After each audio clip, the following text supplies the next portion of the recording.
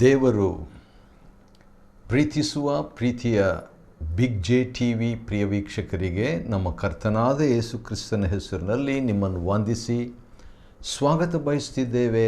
ಬನ್ನಿರಿ, ಇಂದು ದೇವರ ವಾಕ್ಯವನ್ನು ಒಟ್ಟಾಗಿ ನಾವು ಅಧ್ಯಯನ ಮಾಡಿಕೊಳ್ಳೋಣ. ನಾವು ದೇವರ ವಾಕ್ಯದಿಂದ ಯೋಬನ ಗ್ರಂಥವನ್ನು ಒಂದೊಂದು ಅಧ್ಯಾಯವಾಗಿ ಅಧ್ಯಯನ ಮಾಡಿಕೊಳ್ತಿದ್ದೇವೆ. ಮತ್ತು ಯೋಬನ ಗ್ರಂಥ ಅದು 4 ಸ್ನೇಹಿತರ ನಡುವೆ ಇರುವಂಥ ಒಂದು ಸಂಭಾಷಣೆಯಾಗಿದೆ, ಹೆಚ್ಚಿನ ಅಂಶ. ಆದ ಕಾರಣ ಅವರು ಮಾತನಾಡಿದಂಥ ಎಲ್ಲವೂ ಸರಿ ಎಂಬುದಾಗಿ ಹೇಳೋದಕ್ಕೆ ಆಗೋದಿಲ್ಲ. ಯಾಕಂತೇಳಿದರೆ ತಮ್ಮ ಅಭಿಪ್ರಾಯಗಳನ್ನು ವ್ಯಕ್ತಪಡಿಸಿ ಮಾತಾಡ್ತಾ ಇದ್ದಾರೆ. ಅವರು ಮಾತನಾಡುವಾಗ ಒಂದು ವೇಳೆ ತಪ್ಪಿರ್ಬೋದು, ಅದು ಸರಿಯಾಗಿರ್ಬೋದು, ಆದರೂ ಕೂಡ ಮಾತವರು ನಿಲ್ಲಿಸದೆ ಮಾತಾಡ್ತಾ ಇದ್ದಾರೆ. ಯೋಬನಿಗೆ ಸಂಭವಿಸಿದಂಥ ಆ ಒಂದು ಹಾನಿ, ನೋವು, ಅಸ್ವಸ್ಥತೆ, ಹೌದು ಅಸ್ವಸ್ಥತೆ. ಯಾಕಂದರೆ ನಡುನೆತ್ತಿಯಿಂದ ಅಂಗಾಲಿನವರೆಗೆ ಸೈತಾನನು ಯೋಬನನ್ನು ಬಾಧಿಸಿಬಿಟ್ಟಿದ್ದನು. ಯಾಕಂತೇಳಿದರೆ ಆ ದೇವರ ಒಂದು ಪರ್ಮಿಷನ್ ಅವನಿಗೆ ಸಿಕ್ಕಿದ್ದರಿಂದ ಅವನು ನಡುನೆತ್ತಿಯ ಅಂಗಾಲು ಮೊದಲುಗೊಂಡು ನಡುನೆತ್ತಿಯವರೆಗೂ ಕೆಟ್ಟ ಕುರುಗಳನ್ನು ಆ ಸೈತಾನು ಯೋಬನ ಮೇಲೆ ಹಾಕಿದ್ದರಿಂದ ಭಾಳ ಕಷ್ಟದಿಂದ ಕೂತ್ಕೊಳ್ಳಿಕ್ಕೆ ಬಹುಶಃ ಅವನಿಗೆ ಭಾಳ ಕಷ್ಟ ಆಯ್ತೇನೋ. ಅಂಥ ಪರಿಸ್ಥಿತಿಯಲ್ಲಿ ಅವನನ್ನು 3 ಸ್ನೇಹಿತರು, ಎಲಿಫಾಸ್, ಬಿಲ್ದಾದ್, ಚೋಪರ್ ಎಂಬ 3 ಸ್ನೇಹಿತರು ಅವನನ್ನು ಭೇಟಿಯಾಗಲಿಕ್ಕೆ ಬರ್ತಾರೆ. ಎಲಿಫಾಸ್ ಅಂತೇಳಿದರೆ ದೇವರು ಶುದ್ಧನು ಅಥವಾ ಮೂಲ ದೇವರ ಶುದ್ಧ ಬಂಗಾರ ಎಂಬುದಾಗಿ ಇರುವಂಥ ಹೆಸರು ಎಲಿಫಾಸ್ನ ಹೆಸರಿನ ಅರ್ಥ. ಅದಾದ ನಂತರ ಇನ್ನೊಬ್ಬ ಸ್ನೇಹಿತನು ಬಿಲ್ದದ್ ಎಂಬ ಸ್ನೇಹಿತನು ಮತ್ತು ಚೋಪರ್ ಎಂಬ 3 ಸ್ನೇಹಿತರು ಬರ್ತಾರೆ. ಬಂದಾಗ ಯೋಬನ ಗುರುತು ಕಾಣದೆ ಅವರು ಗಟ್ಟಿಯಾಗಿ ಹತ್ಬಿಡ್ತಾರೆ. ಯಾಕಂದರೆ ಅಷ್ಟು ಭಯಂಕರವಾಗಿ ಭಾಳ ಶ್ರೀಮಂತನಾಗಿದ್ದಂಥ ವ್ಯಕ್ತಿ, ಅಂಥ ವ್ಯಕ್ತಿ ಈಗ ಗುರುತು ಹಿಡಿಯಲಾರದಷ್ಟು ಬಿದ್ದುಕೊಂಡಿದ್ದಾನೆ, ಅಸ್ವಸ್ಥನಾಗಿದ್ದಾನೆ. ಗಟ್ಟಿಯಾಗಿ ಅತ್ತಂತ ಅವರು 7 ದಿವಸಗಳು, ಒಂದು ದಿವಸ ಏನಾದರೂ ಶಾಕ್ ಆಗಿಬಿಟ್ರೆ ಒಂದು ಅರ್ಧ ಗಂಟೆ 1 ತಾಸು ಮಾತಾಡದೇ ಇರ್ತೀವಿ, ಆಮೇಲೆ ಮಾತಾಡಿಬಿಡ್ತೀವಿ. ಯಾವಾಗಾಯಿತು, ಹೇಗಿದ್ದೀರಾ, ಹೇಗಾಯಿತು, ಹೀಗೆಲ್ಲ ಮಾತಾಡ್ತಾರೆ. ಆದರೆ 7 ದಿವಸಗಳು ಮಾತಾಡದೆ ಸುಮ್ಮನೆ ಕೂತ್ಕೊಂಡ್ಬಿಟ್ಟಿರ್ತಾರೆ ಅಥವಾ ಬಿದ್ದುಕೊಂಡಿದ್ದಾರೆ ಯೋಬನ ಸುತ್ತಲೂ ಈ 3 ಸ್ನೇಹಿತರು. ಅಂಥ ಪರಿಸ್ಥಿತಿಯಲ್ಲಿ ಯೋಬನು ಕೊನೆಗೆ 7 ದಿವಸ ಆದಮೇಲೆ ಮಾತಾಡಿಬಿಡ್ತಾನೆ. ಮಾತಾಡಿದಾಗ ಅವನು 47 ವಿಷಯಗಳನ್ನು ಮಾತಾಡ್ತಾನೆ ತನ್ನ ವಿಷಯದಲ್ಲಿ. ಅದೆಲ್ಲ ನಕಾರಾತ್ಮಕವಾದಂಥ ಮಾತುಗಳಾಗಿ ಅನಿಸ್ತದೆ. ನಾನು ಯಾಕೆ ಹುಟ್ಟಿದೆ ಎಂಬಂಥ ರೀತಿಯಲ್ಲಿ ತಾನು ಹುಟ್ಟಿದ ದಿನವನ್ನು ಶಪಿಸ್ತಾನೆ. ಆ ರೀತಿಯಾಗಿ ಮಾತನಾಡಿದರೂ ಕೂಡ 3ನೇ ಅಧ್ಯಾಯ 4ನೇ ವಚನ, 3ನೇ ಅಧ್ಯಾಯ 23ನೇ ವಚನದಲ್ಲಿ ದೇವರು ಎಂಬುದಾಗಿ ದೇವರನ್ನು ಒಳಪಡಿಸಿಕೊಂಡು ಅವನು ಮಾತಾಡ್ತಾನೆ ರೀ ಯೋಬನು. ಅದಾದ ನಂತರ 4-5 ಅಧ್ಯಾಯಗಳಲ್ಲಿ ಯೋಬನ ಸ್ನೇಹಿತರಲ್ಲಿ ಪ್ರಮುಖನಾಗಿರುವ ಅಥವಾ ಪ್ರತಿನಿಧಿಯಾಗಿರುವ ಅಥವಾ ನಾಯಕನಾಗಿರುವ ಎಲಿಫಾಜನು ಮಾತಾಡ್ತಾನೆ. ಅವನು ಮಾತಾಡಿದ ಮೇಲೆ 4-5 ಅಧ್ಯಾಯಗಳಲ್ಲಿ ಎಲಿಫಾಜನು ಮಾತಾಡಿದ ಮೇಲೆ 6-7 ಅಧ್ಯಾಯಗಳಲ್ಲಿ ಯೋಬನು ಅದಕ್ಕೆ ಪ್ರತಿಕ್ರಿಯೆಯನ್ನು ನೀಡ್ತಾನೆ. ನೀಡಿದ ಮೇಲೆ ಈಗ ಸ್ನೇಹಿತರು 3 ಸ್ನೇಹಿತರಲ್ಲಿ ಒಬ್ಬನು ಮಾತಾಡಿ ಮುಗೀತು. ಒಬ್ಬೊಬ್ಬರು ಒಂದು 3 ರೌಂಡ್ ಮಾತಾಡ್ತಾರೆ. ಮೊದಲನೇವನು ಎಲಿಫಾಜನು 3 ಬಾರಿ ಮಾತಾಡ್ತಾನೆ. ಈಗ 1 ಬಾರಿ ಮಾತಾಡಿ 1 ರೌಂಡ್ ಮಾತಾಡಿ ಆಯಿತು. ಆನಂತರ ಇನ್ನು 2 ರೌಂಡ್ ಅವನು ಮಾತನಾಡಲಿಕ್ಕಿದೆ. ಆದರೆ ಈಗ ಇನ್ನೊಬ್ಬ ಸ್ನೇಹಿತನಾಗಿರುವಂಥ ಬಿಲ್ದದನು ಈಗ ಮಾತನಾಡುವಾಗ 8ನೇ ಅಧ್ಯಾಯದಲ್ಲಿ ಬಿರುಗಾಳಿಯಂತಿರುವ ಮಾತುಗಳನ್ನಾಡಿ ಇನ್ನೆಷ್ಟರವರೆಗೂ ಹೀಗೆ ನುಡಿಯುತ್ತಿರುವೆ. ಸ್ಟ್ರೈಟಾಗಿ ಅವನು ವಿಷಯಕ್ಕೆ ಬರ್ತಾನೆ ರೀ. ಅವನು ಭಾಳ ಒಂದು ರೀತಿಯಿಂದ ಅವನು ಚುಚ್ಚುವ ಹಾಗೆ ಇದೆ. ಬಿಲ್ದಾದನು ಕೂಡ 3 ಸಾರಿ ಮಾತಾಡ್ತಾರೆ. 3 ಸಾರಿ ಎಲಿಫಜನು 3 ಸಾರಿ ಮಾತಾಡ್ತಾನೆ ಮತ್ತು 3 ರೌಂಡ್ ಮಾತಾಡ್ತಾನೆ ಅಂತ ಹೇಳ್ಬೋದು. ಅದೇ ರೀತಿಯಾಗಿ ಬಿಲ್ದಾದನು ಕೂಡ 3 ಸಾರಿ ಮಾತಾಡ್ತಾನೆ. 8ನೇ ಅಧ್ಯಾಯದಲ್ಲಿ ಮೊದಲನೇ ಸಾರಿ ಮಾತಾಡ್ತಾನೆ, 18ನೇ ಅಧ್ಯಾಯದಲ್ಲಿ ಇನ್ನೊಂದು ಸಾರಿ ಮಾತಾಡ್ತಾನೆ, 25ನೇ ಅಧ್ಯಾಯದಲ್ಲಿ 3ನೇ ಸಾರಿ ಮಾತಾಡ್ತಾನೆ. ಅದೇ ರೀತಿಯಾಗಿ ಚೋಫರ್ನು ಕೂಡ ಮಾತಾಡ್ತಾನೆ, ಆದರೆ ಅವನಿಗೆ 2 ಸಾರಿ ಅವಕಾಶ ಸಿಗ್ತದೆ, 2 ಸಾರಿ ಮಾತಾಡ್ತಾನೆ ರೀ. ಅದಾದ ನಂತರ ಈ ಎಲಿಹು ಅಂತ ಹೇಳ್ಬಿಟ್ಟು ಇನ್ನೊಬ್ಬ ಸ್ನೇಹಿತನು ಒಂದೇ ಸಾರಿ ಮಾತಾಡಿದ್ರು ಭಾಳಷ್ಟು ಮಾತಾಡ್ಬಿಡ್ತಾನೆ. ಅವನು ಮಾತಾಡಿದ ಮೇಲೆ ಮಾತು ಅಂತ ಹೇಳ್ಬೋದು ಅಥವಾ ಪ್ರಸಂಗ ಅಂತ ಕೂಡ ಹೇಳ್ಬೋದು. ಯಾಕಂದರೆ ಸ್ವಲ್ಪ ವಾಕ್ಯ, ಸ್ವಲ್ಪ ದೇವ್ರ ಬಗ್ಗೆ, ಸ್ವಲ್ಪ ಅನುಭವದ ಬಗ್ಗೆ, ಸ್ವಲ್ಪ ಖಂಡಿಸೋದ್ರ ಬಗ್ಗೆ, ಆ ರೀತಿಯಾಗೆಲ್ಲ ಮಿಕ್ಸ್ ಮಾಡಿ ಒಂದು ಮೆಸೇಜ್ ಅಂತ ಹೇಳ್ಬೋದು, ಸಂದೇಶನೇ ಅಂತ ಹೇಳ್ಬೋದು. ಇವರೆಲ್ಲ ಸಂದೇಶಕರೇ. ಮತ್ತು ಎಲ್ಲ ಆದಮೇಲೆ ದೇವರು ಮಾತಾಡ್ತಾನೆ ರೀ. ಎಲ್ಲ ಆದಮೇಲೆ ದೇವರು, ಅದು ಭಾಳ ಚೆನ್ನಾಗಿರ್ತದೆ.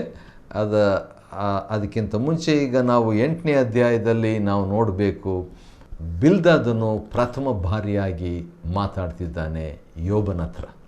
ನೇರವಾಗಿ ಇನ್ನೆಷ್ಟರವರೆಗೆ ಹೀಗೆ ನೀನು ಮಾತಾಡ್ತೀಯ ಎಂಬುದಾಗಿ ಸ್ಟ್ರೈಟಾಗಿ, ಕೆಲವರೆಲ್ಲ ರೌಂಡ್ ಅಬೌಟಾಗಿ ಮಾತಾಡದೆ ನೇರವಾಗಿ ಮಾತಾಡ್ತಾರಲ್ಲ ಪ್ರಸಂಗಿಗಳು, ಆ ರೀತಿಯಾಗಿ ಇರುವಂಥ ಪ್ರಸಂಗಿ ಈ ಬಿಲ್ದದ್ ಎಂಬ ಸಂದೇಶಕನು. ಈ ಬಿಲ್ದದನ ಬಗ್ಗೆ ಒಂದು ಮಾತು ಹೇಳಬೇಕು. ಅದೇನಂತ ಹೇಳಿದರೆ, ಇವನು ಅಬ್ರಹಾಮನ ಮಗ. ಯಾಕಂತ ಹೇಳಿದರೆ ಹಿನ್ನೆಲೆ ಅವನದು ಆದಿಕಾಂಡ ಪುಸ್ತಕ ನಾವು ನೋಡುವಾಗ, ಆದಿಕಾಂಡ ಪುಸ್ತಕದಲ್ಲಿ ನಾವು 25ನೇ ಅಧ್ಯಾಯಕ್ಕೆ ಹೋದಾಗ ಈ ರೀತಿಯಾಗಿದೆ. ಆದಿಕಾಂಡ 25:1, ಅಬ್ರಹಾಮನು ಕೆಟೂರಳೆಂಬ ಇನ್ನೊಬ್ಬ ಹೆಂಡತಿಯನ್ನು ಮದುವೆ ಮಾಡಿಕೊಂಡನು. ಯಾಕಂದರೆ ಸಾರಳು ಸತ್ತೋಗಿರ್ತಾಳೆ. ಅಬ್ರಹಾಮನ ಹೆಂಡತಿ ಸತ್ತು ಹೋದ ನಂತರ ಅಬ್ರಹಾಮನು ಕೆಟೂರಳೆಂಬ ಇನ್ನೊಬ್ಬ ಹೆಂಡತಿಯನ್ನು ಮದುವೆ ಮಾಡಿಕೊಂಡನು. ಆಕೆ ಅಬ್ರಹಾಮನಿಗೆ ಕೆಟೂರಳ ಮುಖಾಂತರವಾಗಿ ಹುಟ್ಟಿದಂಥ ಮಕ್ಕಳಲ್ಲಿ ಕೊನೆ ಮಗನು ಯಾರಂದರೆ ಶೂಹ ಎಂಬಂಥ 6 ಮಕ್ಕಳಲ್ಲಿ ಒಂದು ಮಗು, ಕೊನೆಯವನು ಶೂಹ. ಅಬ್ರಹಾಮನ ಮಗ ಶೂಹ, ಕೆಟೂರಳ ಮುಖಾಂತರ ಹುಟ್ಟಿದ ಶೂಹ. ಈ ಬಿಲ್ದದ್ ಎಂಬಂಥ ವ್ಯಕ್ತಿ ಯೋಬನ ಹತ್ರ ಮಾತಾಡ್ತಾ ಇದ್ದಾನಲ್ವ, ಅವನು ಶೂಹ್ಯನಾದ ಬಿಲ್ದದ್ ಎಂಬುದಾಗಿ ಯೋಬ 2:11 ಹೇಳಲಾಗಿದೆ. ಹಾಗಾದರೆ ಅಬ್ರಹಾಮನ ಕಡೆಯಿಂದ ಆ ಒಂದು ಸಂಬಂಧ ಇವನಿಗಿದೆ. ಅಬ್ರಹಾಮನ ಆಶೀರ್ವಾದ ಇವನ ಮೇಲೆ ಇದೆ, ಇಲ್ಲ ಅಂತ ಇಲ್ಲ. ಆದ ಕಾರಣ ದೇವ್ರ ಬಗ್ಗೆ ಅವನಿಗೆ ಸ್ವಲ್ಪ ಮಟ್ಟಿಗೆ ಗೊತ್ತಿದೆ. ಆ ದಿವಸಗಳಲ್ಲಿ ಭಾಳ ಜನರು ಭಾಳ ವರ್ಷಗಳು ಜೀವಿಸ್ತಾಯಿದ್ರು, ಭಾಳ ವರ್ಷಗಳು ಬಾಳ್ತಾಯಿದ್ರು. ಆದ ಕಾರಣ ದೇವರ ವಿಷಯದಲ್ಲಿ ಇವನು ಕೂಡ ತಿಳ್ಕೊಂಡಂಥ ವ್ಯಕ್ತಿಯಾಗಿದ್ದನು. ಹೌದು, ಮೊದಲನೇ ಪುಸ್ತಕ ದಾಖಲೆ ಆದಾಮನಿಂದ ಹಿಡಿದಂಥ ಘಟನೆಗಳು, ಅಬ್ರಹಾಮನು, ನೋಹನು, ಈ ರೀತಿಯಾಗಿ ಎಷ್ಟೋ ಭಕ್ತಿವಂತರು ಬಂದಂಥ ವ್ಯಕ್ತಿಗಳು ಬಂದರು. ಆದರೆ ಮೊದಲನೇ ಪುಸ್ತಕ ದಾಖಲೆ ಆಗಿರುವಂಥದ್ದು ಯೋಬನ ಒಂದು ಗ್ರಂಥವಾಗಿರ್ತದೆ.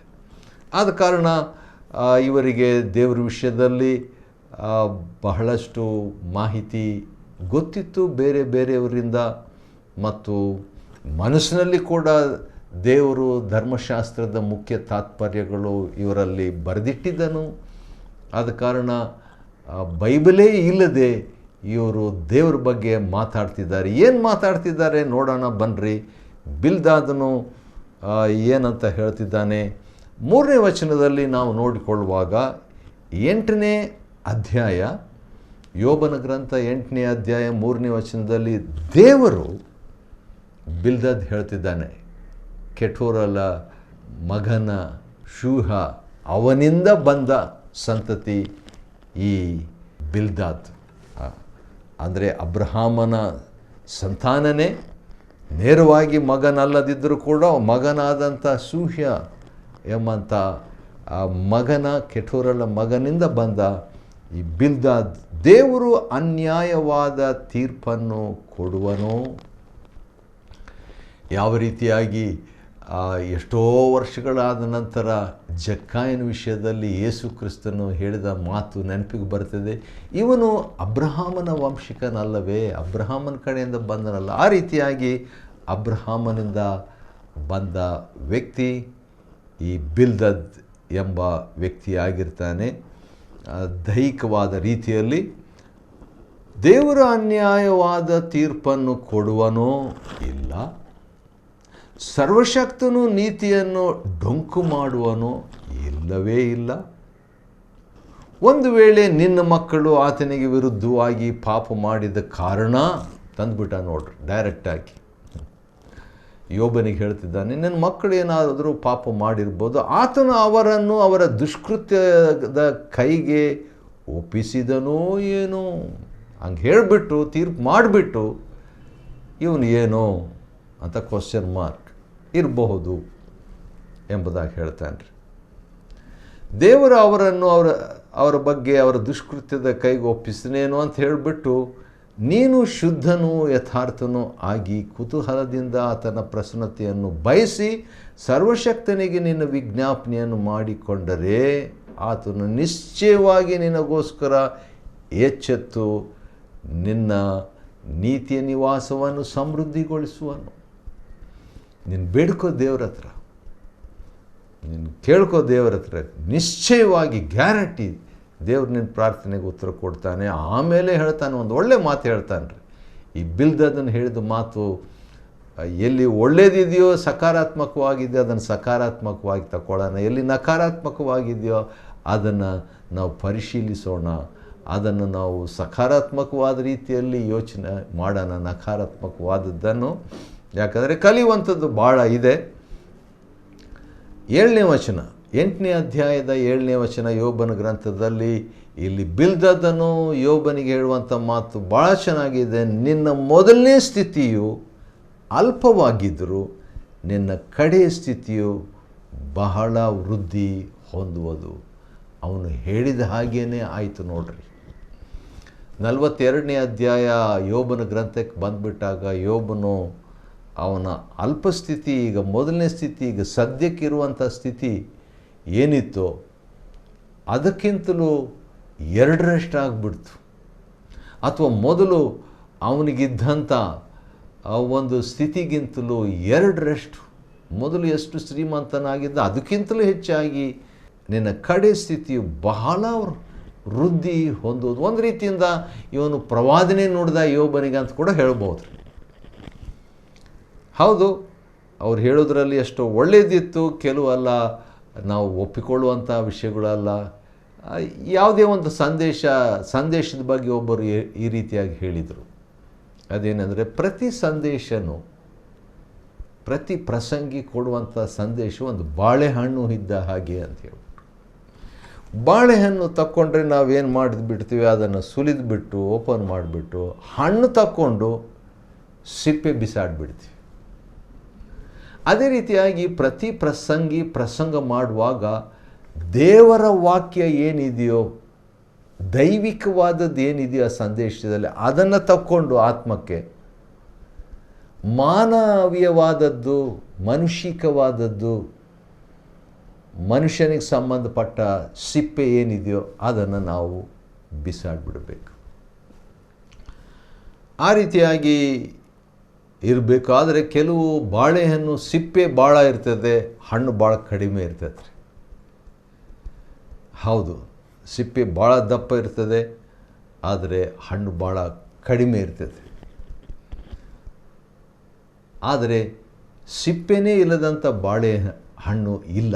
ಅದೇ ರೀತಿಯಾಗಿ ಒಬ್ಬ ಪ್ರಸಂಗಿ ಮಾಡುವಾಗ ಮಾನವೀಯತೆ ಇಲ್ಲದೆ, ಮನುಷ್ಯತ್ವ ಇಲ್ಲದೆ ಮಾನವ ವಿಚಾರವಿಲ್ಲದೆ ಇರುವಂಥ ಸಂದೇಶ ಇಲ್ಲ. ಆದುದರಿಂದ ಈ ಒಂದು ಪ್ರಸಂಗಿ, ಬಿಲ್ದಾದ್ ಎಂಬ ಪ್ರಸಂಗಿ ಸಂದೇಶ ಯೋಬನಿಗೆ ಕೊಡ್ತಾ ಇರುವಾಗ ಒಳ್ಳೆ ಮಾತುಗಳನ್ನು ಪ್ರವಾದನೀಯವಾದ ರೀತಿಯಲ್ಲಿಯೇ ಹೇಳ್ತಾನೆ. ಇವನು ಬಹುಶಃ ಯೋಬನಿಗಿಂತಲೂ ಚಿಕ್ಕವನಾಗಿರಬೇಕು ವಯಸ್ಸಿನಲ್ಲಿ. ಯಾಕಂದರೆ 9ನೇ ವಚನದಲ್ಲಿ ಆತನು ಏನು ಹೇಳ್ತಿದ್ದಾನೆ, ಸಲಹೆ ಕೊಡ್ತಾನೆ ಯೋಬನಿಗೆ 8ನೇ ವಚನದಲ್ಲಿ, ದಯಮಾಡಿ ಪೂರ್ವಿಕರನ್ನು ವಿಚಾರಿಸಿ ಅವರ ಪಿತೃಗಳು ಕಂಡುಕೊಂಡದಕ್ಕೂ ಮನಸ್ಸಿಡು ಎಂಬುದಾಗಿ ಹೇಳ್ತಾನೆ. ಹೇಳಿಬಿಟ್ಟು ನಾವಾದರೂ ನಿನ್ನೆ ಹುಟ್ಟಿದವರು ನಮಗೆ ಏನೂ ತಿಳಿಯದು ಎಂಬುದಾಗಿ ತನ್ನ ಬಗ್ಗೆನೂ ಹೇಳ್ಕೊಡ್ತಾನೆ.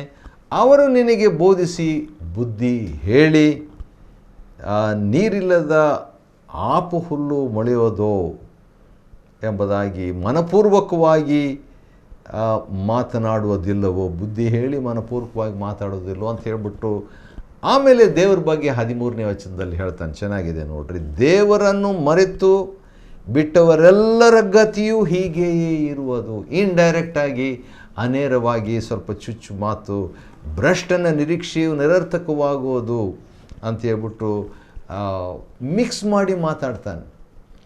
ಈಗ ಯೋಬನು ಯಾವುದನ್ನು ತಗೋಬೇಕು, ಯಾವುದನ್ನು ಬಿಡಬೇಕು, ಒಂದು ರೀತಿಯಿಂದ ಭ್ರಷ್ಟನ ಬಗ್ಗೆ ಹೇಳಿದರೆ ನಾನು ಭ್ರಷ್ಟನ ಅಂತ ಹೇಳ್ತಿದ್ದಾನೇನೋ ಬಿಲ್ದಾದನು ಅಂದುಕೊಳ್ಬೋದು. ದೇವರನ್ನು ಮರೆತು ಬಿಟ್ಟವರು ಅಂತ ಹೇಳಿದಾಗ ನಾನು ದೇವ್ರನ್ನ ಮರೆತು ಬಿಟ್ಟಿದ್ದೀನೇನು ಅಂತ ಹೇಳ್ಬಿಟ್ಟು ಎಂಬುದಾಗಿ ಯೋಬನು ಅಂದುಕೊಳ್ಬೋದು. 20ನೇ ವಚನದಲ್ಲಿ ದೇವರು ನಿರ್ದೋಷಿಯನ್ನು ತಳ್ಳಿಬಿಡುವುದಿಲ್ಲ. ವಾವ್, ಒಳ್ಳೆ ಮಾತು. ಬಿಲ್ದಾದನು ಹಿಡಿದ ಮಾತು ಚೆನ್ನಾಗಿತ್ತು. ಕೆಡುಕರನ್ನು ಕೈ ಹಿಡಿಯುವುದಿಲ್ಲ. 21ನೇ ಮಾತು ಇನ್ನೂ ಚೆನ್ನಾಗಿದೆ. ದೇವರು ಇನ್ನು ಮೇಲೆ ನಿನ್ನ ಬಾಯನ್ನು ನಗೆಯಿಂದಲೂ ತುಟಿಗಳನ್ನು ಉತ್ಸಾಹ ಧ್ವನಿಯಿಂದಲೂ ತುಂಬಿಸುವನು. ಪ್ರವಾದನೆ ಆ ರೀತಿಯಾಗಿ ಹೇಳಬೇಕು. ಸರಿ, ಆ ರೀತಿಯಾಗಿ ಎನ್ಕರೇಜ್ಮೆಂಟ್ನಿಂದ ಮುಗಿಸ್ತಾನೆ ಬಿಲ್ದಾದನು ಯೋಬನ ಹತ್ರ ಮಾತನಾಡುವಾಗ. 8ನೇ ಅಧ್ಯಾಯ ಯೋಬನ ಗ್ರಂಥವನ್ನು ಅಧ್ಯಯನ ಮಾಡಿಕೊಳ್ಳುವಂತೆ ದೇವರು ಕೊಟ್ಟ ಕೃಪೆಗಾಗಿ ಆತನಿಗೆ ಸ್ತೋತ್ರವಾಗಲಿ. ದೇವರು ನಿಮ್ಮನ್ನು ಆಶೀರ್ವದಿಸಲಿ.